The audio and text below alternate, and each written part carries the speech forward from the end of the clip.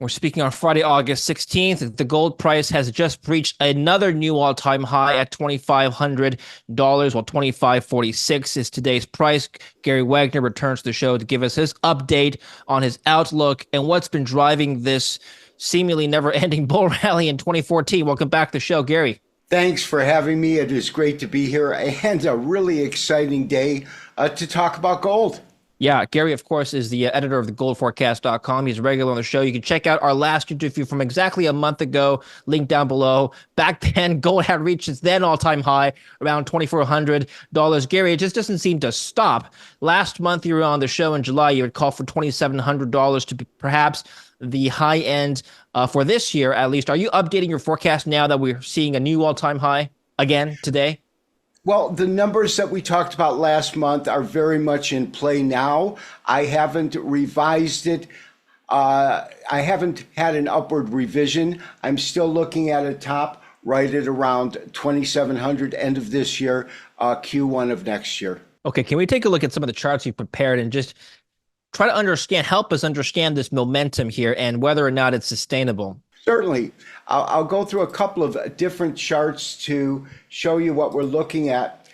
This first chart is a little bit more simple in that it is an 8-hour Hinken Ashi chart, Japanese average chart. It looks very much like a candlestick chart, but it pulls the open in a different way. Rather than the opening price being fixed off of a true opening bid, it is derived from the midpoint of the prior candle.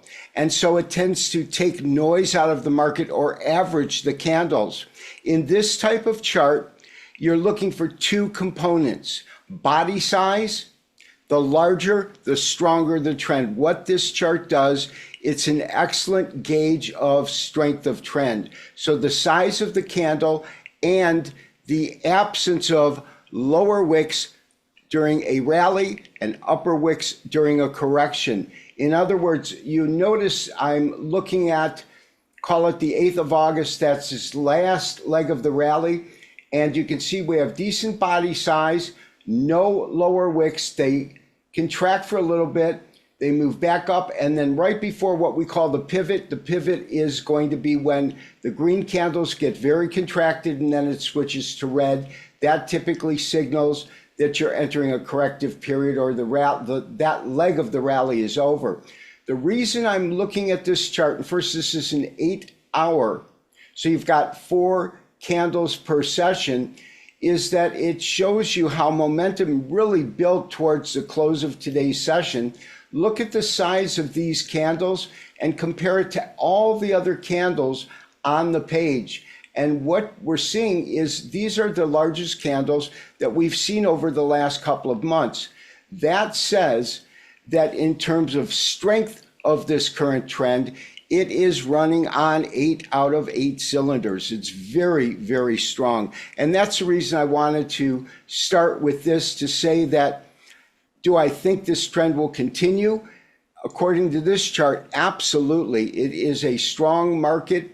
And more importantly, that the strength is very, very intense. That straight line moving upwards, though, Gary, one might look at that and ask you whether or not it seems overbought to you. It certainly is a very dramatic move upwards in a very short amount of time. How would you respond to the concern that this is an overbought position at this point? Yeah, well, what we'll want to do on something like this is simply convert it back to a standard candlestick, which I've just done. And you can see when you get a scenario where it's overbought, these candles are closing really at the high of that trading session. We could look at stochastics and other indicators. Is it overbought? I don't believe it is overbought in the sense that we'll see it backtrack next week. We'll see it correct hard. Is it overbought? Well, we're at all-time record highs, all-time record high closes. So it's a definition of overbought. But do I think that what we're witnessing is an exaggerated upside move that will come down very quickly? Personally, I don't believe so. When you get parabolic moves, you typically, when it does correct, have a strong move to the downside with that same momentum. but I don't think that this is the moment in time when that will happen. Before we continue with the video, I want to tell you about one of the best performing assets this year, gold. The price of gold keeps rising. It's no mystery why. The Chinese central bank is stockpiling gold in the face of deglobalization, while Chinese citizens are buying gold hand over fist to protect their wealth amidst a real estate crisis, a stock market going nowhere, and low interest rates, all seismic shifts for a country that enjoyed immense growth for 20 years. These forces are here to stay, and they're strong. They've created such momentum that gold is now attracting interest from Western investors. The chart is bullish, the arguments are many, and the move is still young. When gold rises, companies putting new gold mines into production usually rise the most. It's called leverage. West Red Lake Gold Mines, today's sponsor, is one of the few Canadian gold stocks putting a gold mine into production in this exciting gold market. The Matson Gold Mine is largely built, and West Red Lake Gold knows exactly what it needs to do and when to achieve its goal of getting this high-grade gold mine back in operation in 2025. West Red Lake Gold is a stock made for this gold market. Learn more in the link down below or scan this QR code here. If we were to look at a longer term chart, how does this fit into your multi-cycle Elliott wave theory, Gary? Okay, well, in terms of a longer cycle Elliott wave look, I'll bring up a chart. This is based on 8-hour candles, but I've just compressed it. And this goes really back to the end of last year up to current pricing with all of our projections. When you look at Elliott wave theory in its simplest terms, he believes that markets move in a pattern that create either a bullish or bearish count. In a market where the fundamentals are driving prices higher, it is composed of two parts. The first part is simply called a motive phase. A motive phase is composed of 5 waves, waves 1 through 5, in which waves 1, 3, and 5 are called your impulse wave, and they're moving in the primary trend direction. On a bull count, they're moving higher, and they're divided between corrective waves 2 and 4. So when we look at the totality of the picture, at the beginning of this year, we were just completing the corrective phase, which occurs after the motive phase, and we started the clock with our wave count. Wave 1 went from right about 2,000 up to about 2,300, came down very, very shallow in terms of the correction itself, had a strong move up, and these waves 3 and 5, as well as 1, the restart of the count, have all been points in time which we had a new all-time record high or close. So we had to go to about just above 2,500. This 5th wave concluded the cycle right here, and then we entered our corrective phase. It can be a simple ABC, meaning A, B, C, but this was really a compression triangle that is typically composed of 5 waves. When it breaks through this upper level resistance line, it is called a thrust. In the case of what we're looking at, the clock restarted because you had your full 8 count of waves, and now we're in wave 1 has been completed, wave 2. I currently believe that we are at 3 of 5 waves on the current motive phase. And in terms of where I believe that could go, I have basically done a Fibonacci extension. One rule in Elliott wave is wave 3 cannot be the shortest of the impulse waves. So I've measured the distance or the price change from wave 1 here to here, and then projected that from the starting point here or the conclusion of 2, meaning a 1-to-1 wave. In other words, if this current rally equals this last rally, it would take gold to $2,585.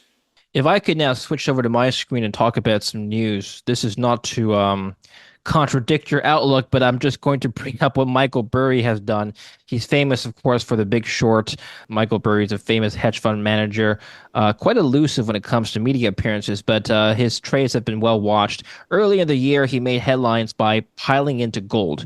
So as of May 29th, it was revealed that he made a substantial bet on gold by purchasing 440,000 shares of Sprott Physical Gold Trust valued at $7.6 million at the end of Q1, making it the fifth largest position in his portfolio. Now, a few days ago, apparently he sold all of his gold. He's now bullish on the consumer, strength of the dollar, China, and the U.S. job market. Uh, Says here, according to its Twitter thread, he sold his gold. Although the numbers aren't worth writing about, inflation has cooled down. CPI in July, which we can talk about in just a minute, Gary, numbers cooled. So this thread is assigning all sorts of reasons as to why Michael Burry may have sold his gold and is now switching to a more risk-on stance, it seems. But this certainly is worth discussing. What's your reaction to this story? Well, the first thing I would say, moving back to risk on in equities, the Federal Reserve is about to embark on a major pivot from a highly restrictive monetary policy to a much more accommodative policy, and that creates bullish tailwinds for both gold and equities. But equities are a little bit more sensitive to lower rates simply because businesses do well when the cost of money is less expensive. So that makes sense on a fundamental level. Banking a profit in the way he did, Herbert Hoyle was a very, very famous trader in the 50s, and he was once asked, why do you make money when other traders lose? And he said, I always sell too soon. So the fact that he's taking profits, he might be timing it perfect. He might just be taking profits at an appropriate place. My counter to that, and that doesn't mean that his point isn't valid and won't pan out, but we have had enormous interest from central banks that have been accumulating gold at a record pace. They continue to do that. We don't see that slowing down. We've had large institutional players that have been active in gold investments as a component of their portfolio. There's also recent news that new speculative money is coming into the mix. That, to me, could be a red flag, only because it tends to be when the last set of money comes in can be at the top of a market.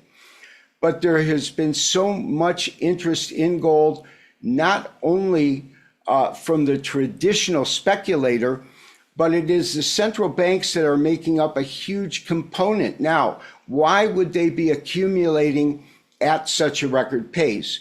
One, whatever country you're looking at, their currency has been devaluing, or let me put it this way, their currency has less buying power rather than relating it to other currencies, has less buying power because they're printing more, the debt is enlarging.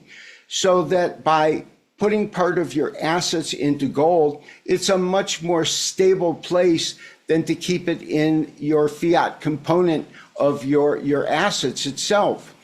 As long as governments rack up more debt than they had previously, intrinsically that currency has to have less buying power. And so it's logical to me that they would continue to accumulate record amounts of gold because of the stability of that asset class, the safety of it, in light of respective currencies devaluing themselves in terms of buying power. Now, when we look at comparing currencies, there has been a race to zero across the board in which all of the currencies have been moving lower. So I think that that's one of the primary components. We see central banks as such active buyers.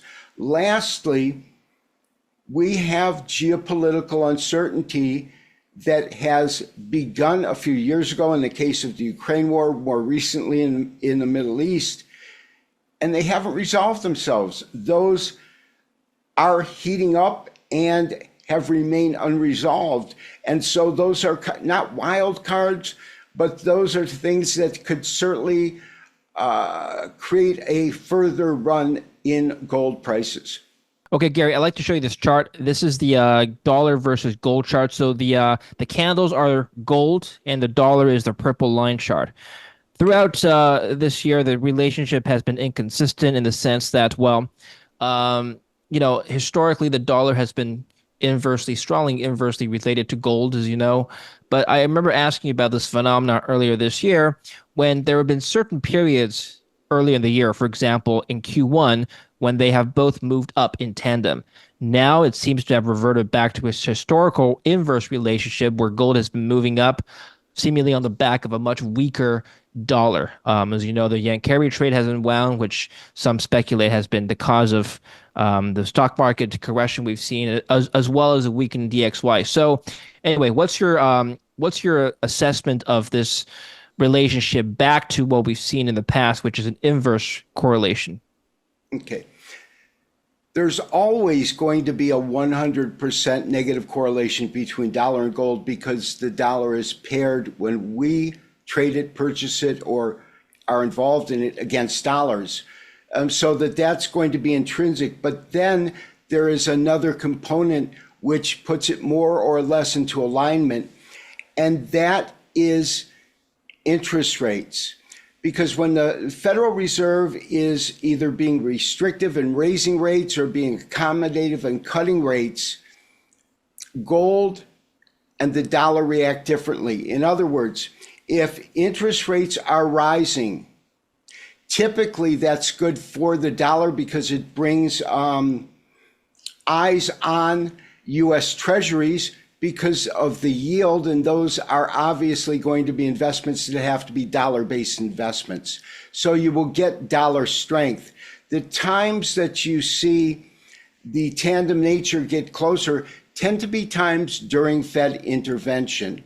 And right now, we're waiting for a major pivot from pausing the elevated rates after raising them 11 times beginning in March of 2022, pausing them for almost a year, to now beginning to cut them. Now, when you cut interest rates, it is less attractive for the dollar, so it can pressure it lower. And with gold, when you cut interest rates, because gold doesn't yield interest, it tends to benefit gold more. And I think that those dynamics are what is in play when we look at that chart and the relationship between gold and the dollar. And how would you respond to the argument that because inflation has cooled somewhat, it's now 2.9% down from the previous month, that perhaps there's less need for gold as a longer-term wealth preservation play simply because gold has been perceived as a longer-term inflation hedge? How would you respond to that? The interesting thing that myself and other analysts have noticed was a 180 switch in terms of how gold reacts to inflation, which is part and parcel of your question about interest rates. Higher inflation was traditionally what gold provided safety from. In other words, when inflation ticked up, a safe haven asset such as gold protected you from that. That kind of changed over this last year to 2 years in that as inflation ticked down, it brought gold up because of the third component. And that third component was interest rates, the idea that interest rates will begin to get cut. So traditionally, during my tenure in the industry, we looked at gold as having a high value during periods of inflation that was growing. The higher the level of inflation, the more attractive gold became. Whereas recently, we were looking at inflation ticking down and gold moving up because that signaled a potential cut in rates further on down the road.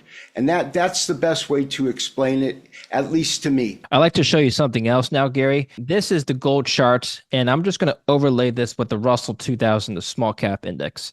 Now, I'm not going to say that gold is a risk on play, But this is just very peculiar. I don't know if it is peculiar. I'll let you just address this. But there seems to be a very close or good overlay between gold and the Russell, just going back to the last couple of months here. If you go back even further, the relationship isn't as consistent. But if you just go back to year to date, um, for the most part, the general direction for both of these assets have been up, and the relationship has been more stark in the last 3 months or so. Can you explain this? Are they both responding to, I guess, improving liquidity conditions or the expectation for improving liquidity conditions? Is one following the other? Is gold behaving like a risk asset now? What's happening? Well, you're absolutely spot on. When I look at this chart, unquestionably they're running very, very closely in tandem. They're almost identically aligned in terms of move for move. I think that is based upon the optimism of interest rate cuts. What I found was you just enlarged it, but when Yeah. you had it compressed showing more time, Yes. there was a period of time, right? Yeah, right in, call it between April and May. Yes, right there, where they went in opposite directions. And Yes. that's kind of interesting. I haven't studied this chart, and I would have to see what went on at that point in time to have they really begin to move apart. But now they're currently in alignment. My best speculation would be that close tandem nature of the Russell and gold are based upon optimism over upcoming interest rate cuts. It would be the easiest to explain. If one were to make the statement that gold is almost a risk on play right now, would you agree or disagree? I would say there is a component that is a risk on, and I say that only because it is not acting in a traditional sense where lower levels of inflation have provided tailwinds moving gold up, because that's how an equity would act. When the cost of money is cost of borrowing money is less, companies tend to perform better. And so you are getting that kind of tandem scenario. And in that particular case, yes, you have to say the components of both gold and equities are reacting to the same set of factors. And then finally, I like to just bring this to your attention as well.